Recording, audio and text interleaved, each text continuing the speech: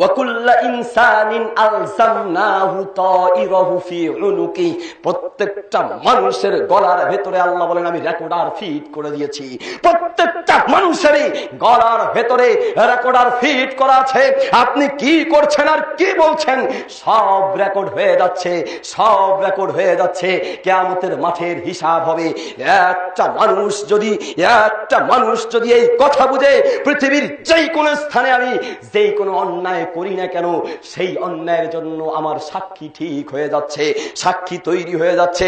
যেই জমিনের উপরে দাঁড়িয়ে আপনি ঘুষ খাচ্ছেন, সুদ খাচ্ছেন, অন্যায় করছেন, শিরক বিদআত আর কুফর করছেন, যাই করছেন না কেন, এই মাটি আপনার বিরুদ্ধে সাক্ষী দিবে, এই মাটি আপনার বিরুদ্ধে সাক্ষী দিবে।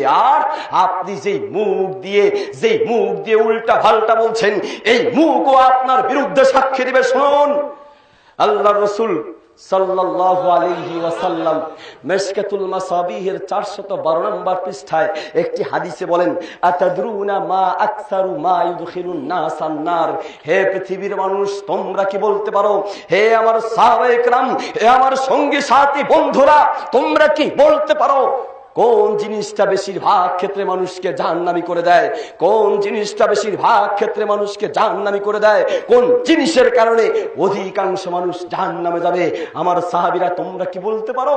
আল্লাহর রাসূল সাল্লাল্লাহু আলাইহি সাল্লাম শেষ বললেন, আল আজওয়াফান, দুটি জিনিস, আল আজওয়াফান, দুটি জিনিস বেশিরভাগ ক্ষেত্রে এই দুটি জিনিসের কারণেই মানুষ জাহান্নামী হয়ে যায়। এক, আল ফাম, মুখ। দুই, আল ফারজু, লজ্জাস্থান। এক নম্বরে এই মুখ মানুষকে জাহান্নামী করে দিবে, এক নম্বরে এই মুখ মানুষকে জাহান্নামী করে ছাড়বে। শুনুন, সূরা কফের 18 নম্বর আয়াতে আল্লাহ বলেন, মা ইয়ালফিজু মিন কওলিন ইল্লা লাদাইহি রাকিবুন আতীদ।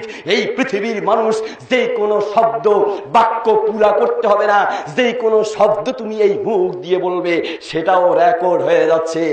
একটা বেশিরভাগ যুবক দেখছি, মুরব্বী কম দেখছি, এই জন্য দুই একটা খোঁচাখাচি সাবাস আর বাস মুরব্বীদেরকে না দিয়া যুবকদের দেওয়া দরকার আছে কিনা?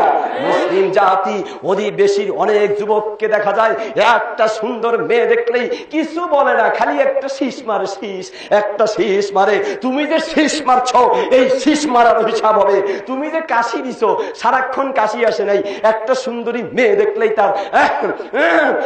তার মানে কি এটারও একটা বিচার হবে। শোনো, তুমি কাশি দিলা কেন?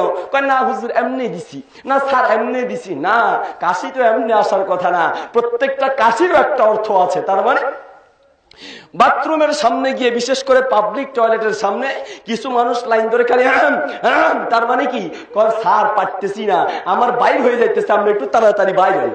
তার মানে কি ওই কাশিরও একটা মানি আছে। নামাজের ভিতরে, সালাতের ভেতরে ইমাম সাহেব হয়তো একটু দেরি করছেন, সেজদা থেকেই আলামত দেওয়া শুরু হয়, এরপরে শেষ বৈঠকেও কেউ কাশি দেওয়া শুরু করে। তার মানে কি হুজুর আমি আত্মাইয়াতু শেষ করে, দুরুদ শেষ করে, দোয়া মাসুরা শেষ করলাম, আপনি বসে রয়েছেন কা? বাড়ির চিন্তা করেন নাকি? তাড়াতাড়ি সালাম ফিরান, বাড়ির যাবো, ঠিক কিনা?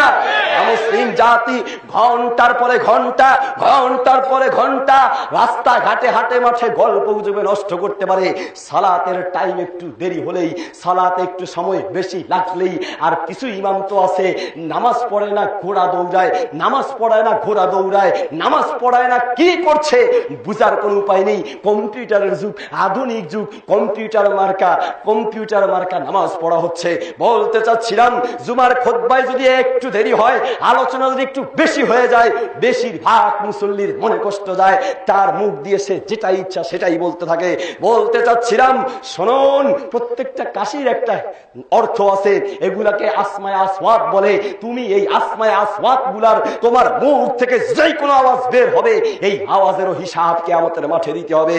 শুনুন, তোমার এই মুখ দিয়ে তুমি যে কোনো শব্দ বলবে, এর হিসাব তোমাকে কিয়ামতের মাঠে আল্লাহ তোমার থেকে কড়ায় গন্ডায় নিয়ে নিবেন।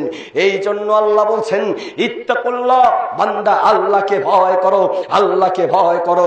সূরা নূরের 24 নম্বর আয়াতের ভিতরে আল্লাহ বলেন, ইয়াউমা তাশহাদু আলাইহিম আলসিনাতুহুম, কিয়ামতের মাঠে এই মুখ তোমার বিরুদ্ধে সাক্ষী দিবে।